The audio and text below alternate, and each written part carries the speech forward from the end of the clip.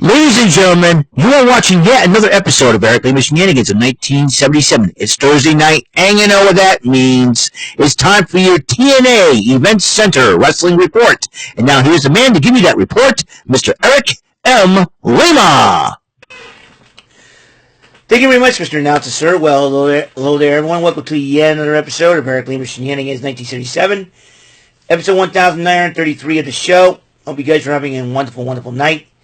I am feeling a little bit better, even though I don't look not all that great, because of 5 o'clock shadow and whatnot and everything else. Well, well, here we are, folks. This is the first TNA Event Center of 2025. We just talked about recently whether or not Mike Santana will go to the WWE, and I had my say on it. But we shall see on Rant and Rave, the first Rant and Rave 2025. But we shall see whether or not Mike Santana does go to WWE when his contract with TNA is up. But we don't know. So Joe Hendry kicks off the TNA. Kicks off TNA and celebrates, and addresses the Atlanta crowd about his challenge to Joe Hendry, to challenge to Nick Nemeth for the world title at Genesis. Ryan Nemeth, well, interrupts Hendry and says that his brother will beat him and all that, being like the little brother that he is. But then he says he's going to beat Rhino. Rhino and Reynolds, both men, they had a match. Ryan Nemeth versus Rhino. And Nemeth wins by disqualification because Rhino used a steel chair. And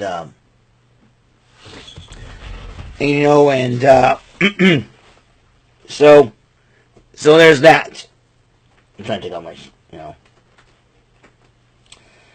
And then Gia Miller interviewed Jordan Grace when she's addressing the 8 Knockouts tag team matchup and addresses the recently returning Tessa Blanchard.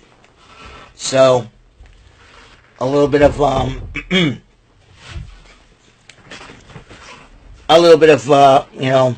inquiries about that.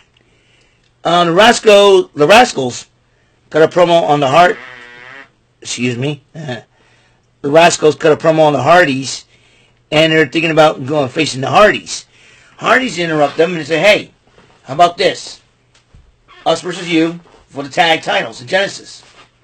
And so they accepted. So it'll be the Rascals and the Hardys for the tag team titles. A little bit of a dream matchup. So for Genesis, Kushida went one-on-one with Ace Austin. This was a heck of a matchup. Could have gone either way, but Ace Austin ends up winning the matchup with the fold. And he addressed the Atlanta crowd and said, "You know what? I want the big one. I want to be TNA World Champion." Ace Austin versus Nick Nemeth, that would be a heck of a matchup. I personally would like to see that matchup. But Moose interrupts him, the X Division champ. He said, "I'm surprised you overlooked me." And then Ace Austin got a little upset, got into his face. Santino Marella comes out and saying, "Listen, I have the authority. Let's make a match. For Genesis, X Division title, Moose versus Ace Austin." And Ace Austin says he's fighting for both himself and for Chris Bay. So that match is going to happen.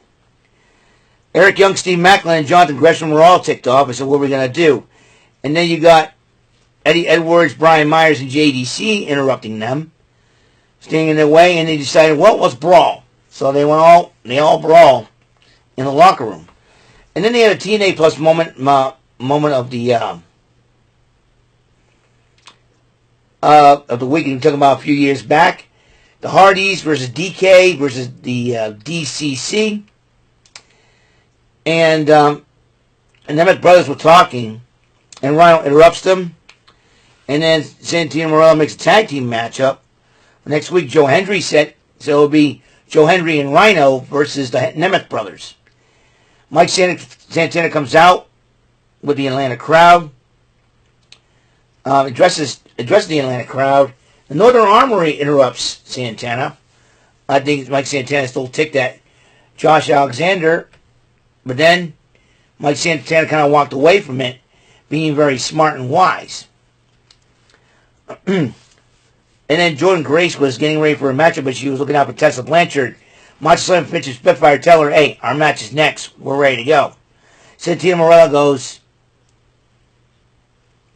okay, I got it covered. Gets the security guy, says, you don't move. You don't move an inch. And then Frankie Kazarian was talking to Leon Slater, said, hey, you can be my, you can help me my trophy holder. And Leon Slater, no, I need to make a name for myself. I don't want to be somebody's young boy. And then JDC ended up talking to Kazarian about it, and all these kids today and all that, they were complaining about it, so, and everything else in between. Nick Nemeth comes out and addresses the Atlanta crowd about him having respect for Joe Hendry. Ryan interrupts Nick. He's complaining about him having respect for Joe Hendry. Nick Nemeth walks away. And then he's like, my brother's upset because of you people. And they're booing him. They're booing Ryan Nemeth, not Nick Nemeth. And,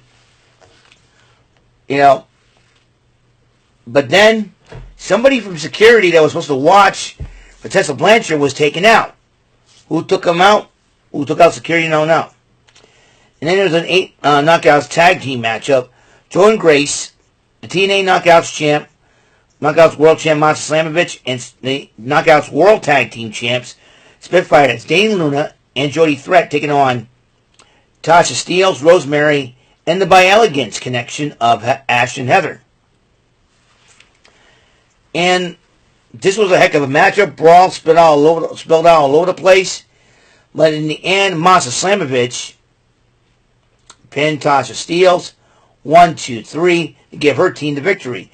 And as they were celebrating, Tessa Blanchard attacked Jordan Grace from behind. And then Rosemary missed Slamovich, and Spitfire was taken out by the Elegant sisters. Meanwhile, Tessa Blanchard attacked Jordan Grace into the back, and then decided to throw her out of the arena and locked up. And she goes, I'm taking my locker room back.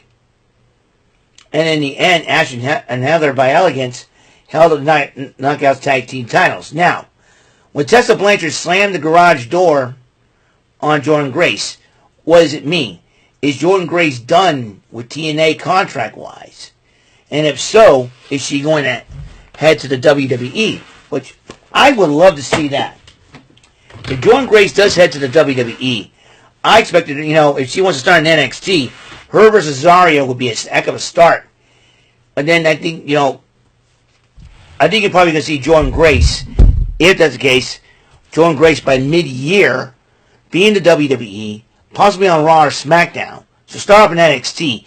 But towards the end of this year, this new year, I suspect that Jordan Grace could end up joining Raw or SmackDown. So we'll know for sure. So, speaking of Raw, as you know, Raw will start on the not the USA Network, excuse me. It's already over. Raw will be January 6th, Netflix, for the very first time. Really excited about that. Which tomorrow I'm getting paid, so that means when I get out of work, I'm going to get my cash. I'm going to head down to whatever store has Netflix gift card, get one, and renew my subscription for Netflix. So, that's another thing that I want to get used to, doing that. Another thing, too, the ring announcers will be trading places. Alicia Taylor will be going to Monday Night Raw. Meanwhile, Lillian Garcia will be going to SmackDown. So, that means Mike Rome will remain on NXT. As you know, New Year's Evil is coming up this Tuesday as well, January 7th. So, and tomorrow night, the first SmackDown of the year, it will expand to 3 hours for the very first time. So, rumor has it that Joe Tessitore and Corey Graves will be calling SmackDown, while Michael Cole and Pat McAfee will be calling Monday Night Raw. So, we shall see what develops there. So, that's it for episode 1933. That means we're 67 episodes away from 2000. I'm feeling a little bit better, as you can tell. Voice kind of gave out on me, but kind of like the side effect from all that craziness. Like I said before, Mother and my sister caught what I caught Tuesday night into Wednesday morning. Hope and I pray they're going to be okay. See, tomorrow we got Bullseye, got SmackDown. No NXT Level Up, no more Rampage. It's Bullseye and SmackDown, that's it. So, that's all the time we have on the show today.